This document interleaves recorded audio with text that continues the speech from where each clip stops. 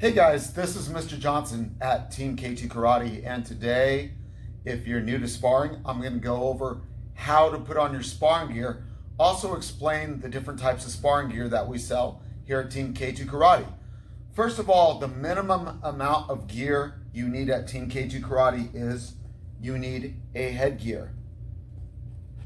You also need a mouthpiece. You need hand gear. Gear for each set, and you need kicks or foot gear. Now let me go over the different types of gear that we have. Now for beginners, usually I have them start with a headgear, mouthpiece, and hand gear. That way they get used to putting on the gear. Then a month or so later, then I'll let them go ahead and put on their foot gear and start sparring with their legs also. So we have two types of gear that we sell. Basically is our K2 gear. This is our K2 headgear. It has the K2 logo. It's padded in case you get hit with a hook kick or round kick on the side. So it's a very durable, long-lasting headgear. It's foam. Now the difference is we have a top 10 headgear. This is probably known as one of the best point sparring headgears on the market. The difference is this one we sell for $39.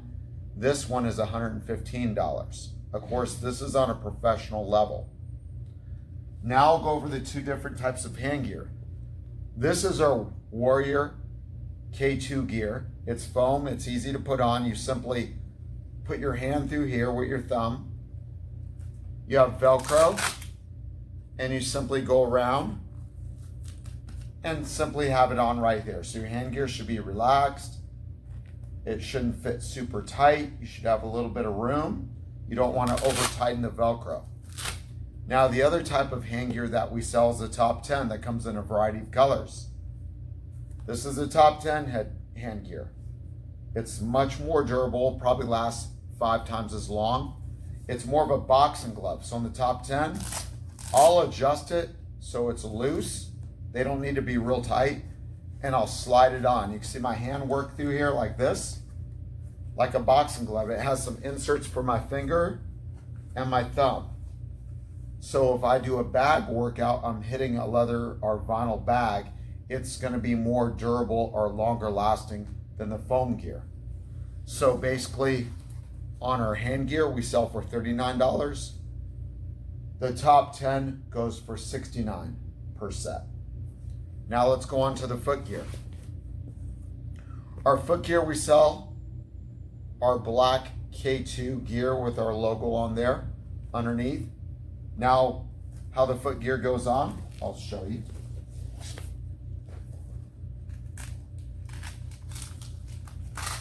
I'm going to unvelcro it. I'm going to slide it on, not force it.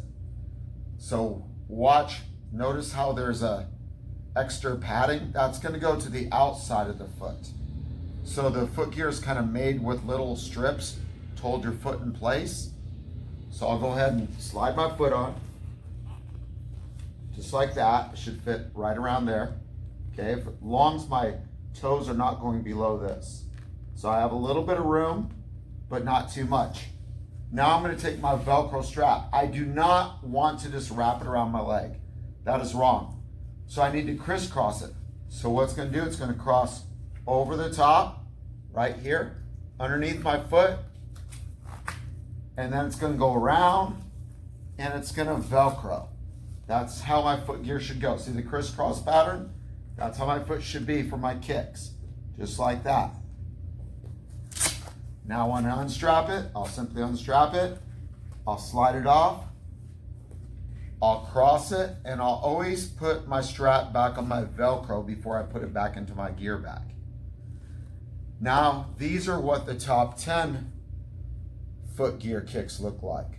Of course, they're going to be a little bit more expensive. They're much more durable, and they're longer lasting. Now, they also come in a variety of colors: greens, blues, reds, pinks, purples, whatever color you can find. Same thing. I'm going to unstrap it.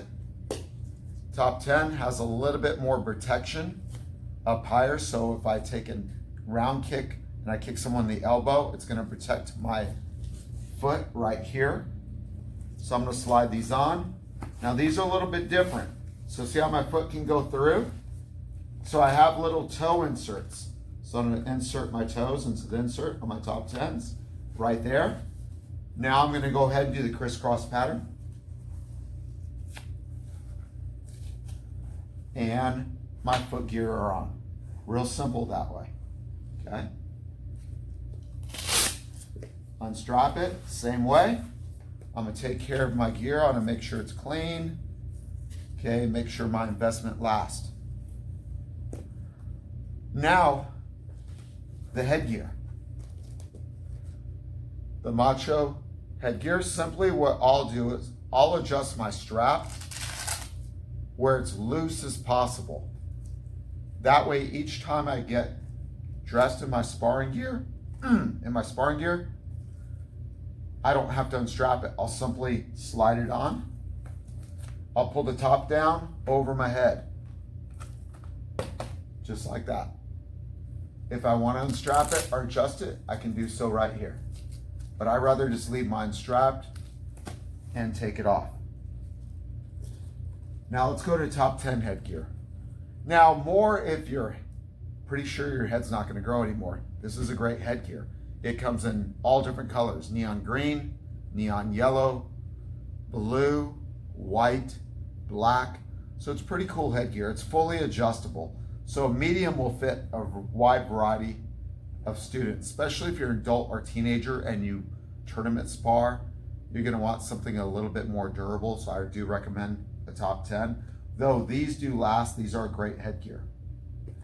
On this one, I'm going to pre-adjust everything. It has Velcro for the chin. It has Velcro for the back. It's a little bit lower profile headgear. It's a little bit more ventilated or cooler. So what I'll do is I'll just slide this one on.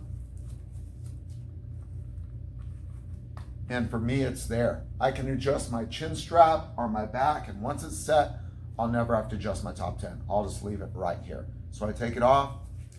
It's that easy. When I put it on, it's that simple, just like that. It's a little bit lower profile. It keeps the foam or rubber away from my ears a little bit more. So if I take a hit, it's not really gonna hurt my ear. It lets the air out of the headgear and doesn't force it into my ear. The Warrior, I would say, has a little bit more protection in the back if you get hit in the back of the head. The front, they're about the same. The top, the Warrior is gonna have more gear. So for a startup gear, I would recommend our K2 gear. Later on, if you want to upgrade your headgear or need something for Christmas, get a top 10, find your favorite color. Let me know you want a top 10. We'll hunt online with my wholesale account and see what colors they have in stock. All right, let's talk about a mouthpiece if you're new. Now, I sell here at K2 Karate the simple single mouthpieces. Now, if you have braces, you want to get a double mouthpiece, a blue double brace mouthpiece. You can get that anywhere. You can get that at Academy. You can go on Google, brace mouthpiece, do what you want. They're about $20 or so. I don't normally stock them, but I can order them for you. Our basic mouthpieces we sell are for $5, okay? Now, what you need to do is take your mouthpiece and you have to form it. Now, mine is formed to my teeth. I'll hold it up there. See how it's formed up there? So it has teeth marks in there. So when I put my simple mouthpiece in, it pops in. It goes into the upper part of my mouth. Right there. And it'll stay in. It almost pops into the upper bridge of my jaw. Okay? It shouldn't be loose. So again, I just put my mouthpiece in. Take it out, and I can have a container. But what I do to store my mouthpiece is before and after class. Now, when I go home, I wash it. Is in your headgear, you have little vent holes in the side. I'll simply insert my mouthpiece into my headgear so I know I have it. So I'll store my mouthpiece right there. When I go home, I'll wash it. So before I put my headgear on, I'll take this out.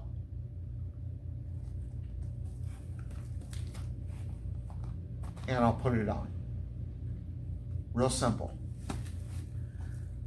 So the procedure of putting on sparring gear, that's simple. Now also, I didn't talk about shin pads. shin pads are an option. If you're finding that your shins right here are getting beat up, where you're round kicking someone and you get a lot of bruises, maybe you're kicking them in their elbows or forearms, and you find your shin is getting injured, order shin pads. All right, shin pads I do sell. They're also $39. You can get them in black or you can get them in white. So shin pad protects your shin from hurting your leg when you're throwing a kick. So basically I put it on my leg and I can put it over my uniform or under my uniform. I strap one here and one here. That way if I kick and I hit someone's elbow, it's not going to bruise my shin. These are optional. So again, they can go under your uniform pant leg or over. So the procedure for putting on gear, if you're putting on gear, step one, shin pads go on first. So I want to put on a shin pad on this leg, and I'll put my shin pad on my other leg. My second thing I want to put on are my foot gear. So I'll go ahead and unstrap my gear.